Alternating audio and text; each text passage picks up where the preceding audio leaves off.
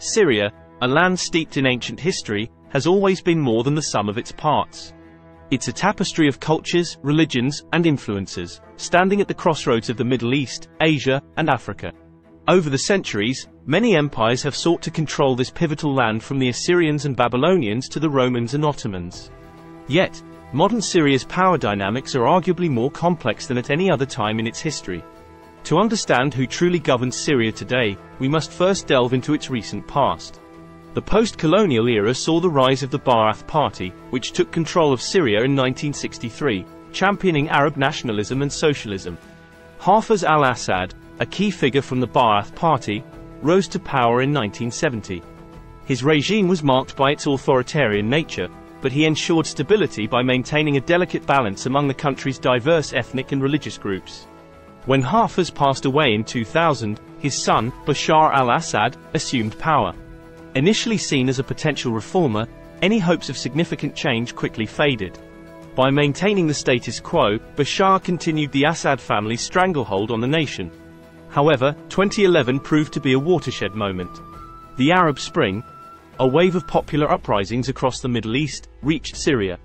What began as peaceful protests escalated into a full-blown civil war by 2012.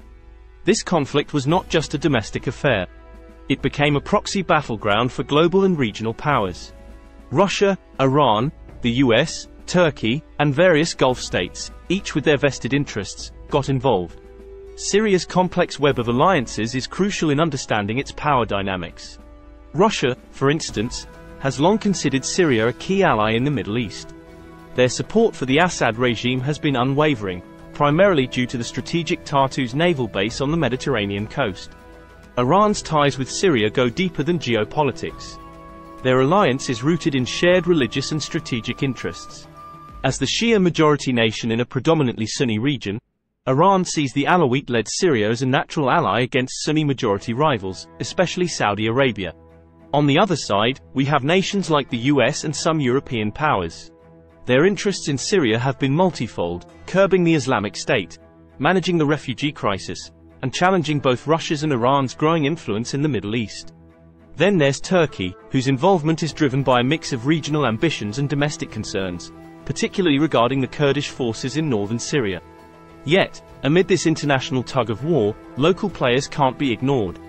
The Syrian Democratic Forces, SDF, largely Kurdish-led, emerged as a formidable entity, initially allying with the US against ISIS.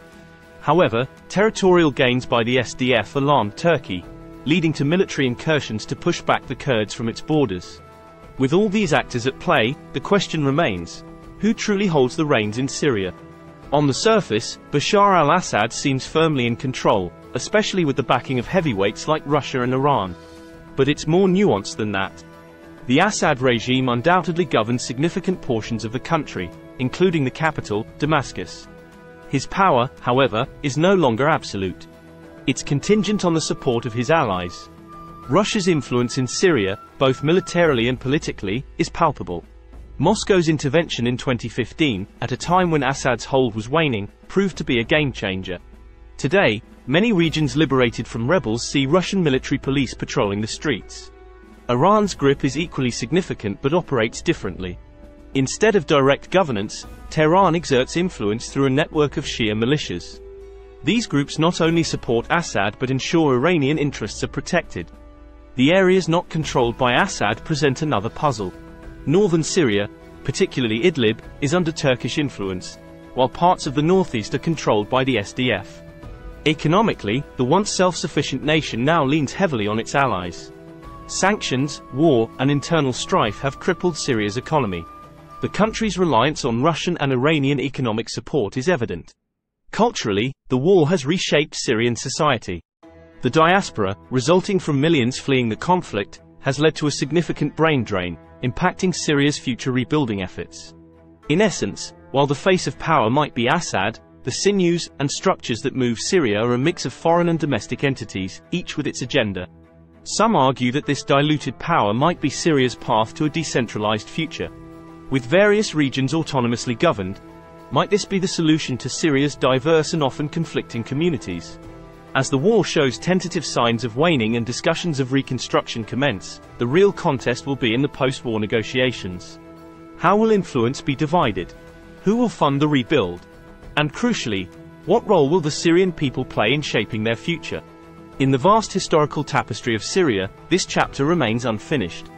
Only time will reveal who will pen the final lines and who truly rules the heart and soul of this ancient land. Thanks for watching Middle East Info. If you found this video insightful, make sure you like and subscribe for more interesting content on this fascinating region.